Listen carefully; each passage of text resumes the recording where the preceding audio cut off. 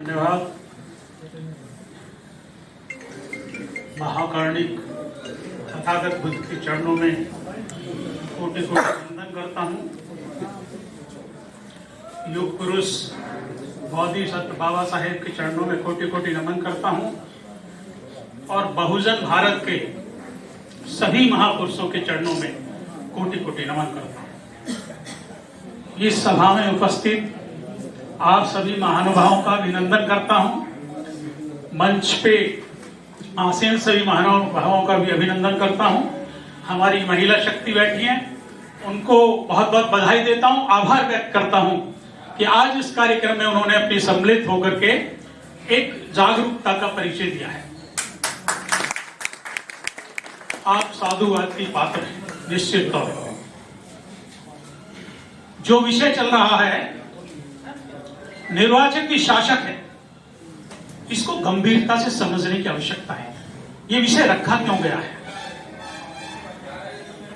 जिस समय संविधान को अंगीकार किया जा रहा था 26 जनवरी 1950 को, तो 25 जनवरी 1950 को इलेक्शन कमीशन की स्थापना की गई थी। और इलेक्शन कमीशन का जो आधार है, जो बेस है, जो उसका फाउंडेशन है, वो यही है जिसको उन्होंने मतदाता कहा है। वास्तव में वो निर्वाचन है।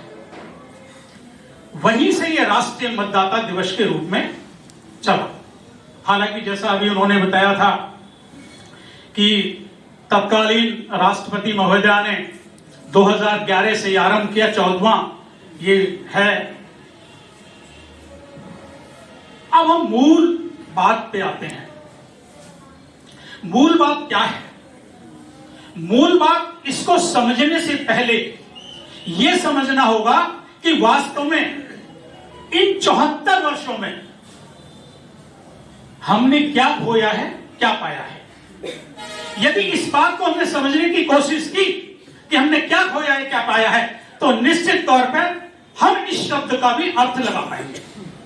अगर हम इस शब्द का अर्थ वास्तव में लगा पाए तो हमें उस बात का एहसास हो जाएगा कि हमें क्या करना चाहिए था और हमने क्या किया। निश्चित तौर पर बहुत पहले से अगर हम जरा सा भी, हम में से कोई एक भी, आज इतने लोग बैठे हैं और मैं इस सभा को देख करके कहना चाहता हूं, इसमें 75% लोग 60 साल से ऊपर के हैं। अब देखिए कि ये बहाव कहां जा रहा है। आप समझिए कि इसके बाद क्या होगा। कौन सी पीढ़ी को हम तैयार कर रहे हैं, कहां सोच रहे हैं, हमारी सोच कहां जा रही है, इसको समझने की जरूरत है। इन 74 सालों में हमने क्या किया है, मैं बहुत संक्षेप में बात रखूंगा, वैसे तो बहुत विस्तार कर सकता हूं। हमने क्या किया है, हमने ये 74 साल सिवाय आलोचना के कुछ नहीं किया है। हमने हमेशा ये कहा कि उन्होंने हमारे साथ क्या किया, उसने हमारे साथ क्या किया। यही आज तक हम करते आ रहे हैं। हमने अपने मंचों से चिंगार चिंगार के कहा है कि उन्होंने हमारी बहू बेटियों के साथ क्या किया, हमारे साथ क्या किया, यही हमने बताया है। और उन्होंने उसको सजगता के साथ समझ के क्रियान्वित करने की योजना बनाई। परिणाम आपके सामने है, देख रहे हैं आप। बिल्कुल धीरे धीरे सब कुछ आपके सामने आ रहा है। अब हमने आलोचना क्यों की, इसको भी समझने की जरूरत है। हमने आलोचना इसलिए की कि जो अधिकार बाबा साहेब ने संविधान के द्वारा हमें दिलवाए थे, उनको तो हमने समझा कि बाबा साहब अधिकार देकर चले गए, हमारा अधिकार है, संविधान बचाओ, संविधान बचाओ, संविधान बचाओ, यही नारा हम अपना रहे हैं। हमारे पास योजना है संविधान बचाने की। कहीं एक शब्द भी किसी ने लिखा है कि संविधान कैसे बचाया जाएगा? चिल्लाने से संविधान नहीं बचेगा, संविधान योजनाबद्ध तरीके से चलने से बचेगा, जो हमने नहीं किया है। हमने अपने अधिकारों को समझने की कोशिश की, आंशिक रूप से, पूरे भी नहीं समझा। अगर अधिकार भी समझ गए होते तो हमें उसकी अगली जो कड़ी है, अगला जो कदम है, उसको समझ जाते। क्या है अगला कदम? अगला कदम यह है कि हमने अपने कर्तव्यों का निर्वाह नहीं किया।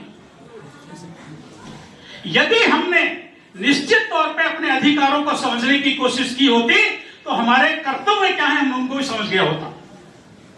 और आज तक हमने अपने कर्तव्यों का निर्वाह नहीं किया है, उसी के फलस्वरूप हम क्यों नहीं किया? क्योंकि आसानी से चीजें बाबा साहब ने उपलब्ध करा दी। एक एनालिसिस आपके सामने है। जब 1950 में संविधान लागू हुआ था, हालांकि बाबा साहब 1942 से नौकरियों दिलवाने में लगे थे अपने लोगों को, उन्होंने गुप्त एजेंडा 58 पेज का लिख करके भेजा था हिंद गवर्नर को।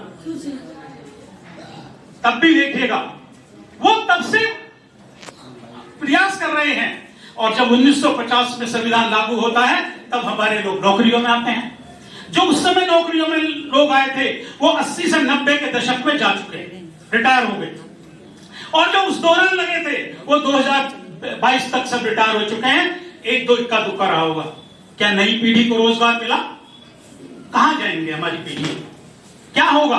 ये हमारी युवा बहनें बैठी हैं, बेटियां बैठी हैं, इनमें जागरूकता कि हमारे युवाओं का क्या हो रहा है। मैं आपको यह कहना चाहता हूं कि हमने अपने कर्तव्यों का निर्वाह नहीं किया है। इसीलिए नहीं किया कि हमने अपने कर्तव्यों को समझने की कोशिश नहीं की। अगर हमने समझने की कोशिश की होती तो निश्चित तौर पे उसी से हमारी प्लानिंग अब तक परफेक्शन में पहुंच गई होती। और आप देख लीजिएगा अभी भी हम कुछ नहीं कर रहे हैं, केवल मंचों पे 5-5 मिनट लगा के अपना समय नष्ट कर रहे हैं। कुछ नहीं होने वाला जब तक हम योजनाबद्ध तरीके से डोर टू डोर नहीं जाएंगे, जब तक हम अपने एक एक बच्चे को, बड़े को, बूढ़े को, जवानों को नहीं जगाएंगे, कुछ नहीं होने वाला है। और हम में से हर एक को ये काम करना पड़ेगा। ये हर एक को अपनी जिम्मेदारी समझनी होगी कि ये मेरी जिम्मेदारी है, मुझे घर से निकल के इस पे काम को करना है। कौन करने आएगा? हम तो अपने मोहल्ले पड़ोस में नहीं करते, बाहर कहां करने जाएंगे? हमें तो वहां करने शर्म आती है। उसका तरीका है, उसका तरीका यह है कि हम एक मोहल्ले से निकल के दूसरे मोहल्ले में जाके करें, बता बनेगा करो। दूसरे वाले अधिक बात सुनेंगे आपकी, दूसरी बस्तियों में जाके करो, दूसरे इलाकों में जाके करो, लेकिन ये नियमित करना पड़ेगा। अभी भी यहां इतने लोग बैठे हैं, किसी के पास ये योजना नहीं है कि करना कैसे है। जब लक्ष्य नहीं है तो करेंगे कैसे? तो मैं बहुत विनम्रता के साथ आपसे निवेदन कर रहा हूं, इसकी योजना अगर हो सके तो बनाइए, अगर नहीं है तो मंत्रणा कीजिए कौन सी योजना पे काम होना चाहिए। शिक्षा में आज अपने बच्चों को देख लो, 90% बच्चे हमारे नशे में घूम रहे हैं। हो सकता है कि मेरा आकलन गलत हो, बुरी भी लग सकती है, लेकिन चूंकि हमने उनको शिक्षा देने का काम नहीं किया, मां बाप की गलती है, हमने अपनी जिम्मेदारी को नहीं निभाया। अगर किसी आदमी ने अपने बच्चे को कामयाब बना दिया है और उसने समाज का काम नहीं किया तो लोग कहते हैं कि रिटायर होकर के समाज का काम करने आ गया। नहीं, उसने बाबा साहेब के मिशन को आगे बढ़ाया, अपने बच्चे को कामयाब करके। ये भी उतना ही सच है, ऐसा नहीं है वो आप ही का बच्चा है जो कामयाब हो करके बीच में खड़ा है, आप ही का परिवार संपन्न हो रहा है। तो कहीं ना कहीं इसको समझने की जरूरत है। हमें आलोचनाओं से बचना है और नियमित रूप से इस कार्य को आगे बढ़ाना है। योजना बनाना, उसको क्रियान्वित करना, दोनों अलग अलग फैक्टर हैं, आप समझिएगा। हमारे देखिए हमारे पास कितना बड़ा एसेट है जिसे हम नहीं समझ रहे।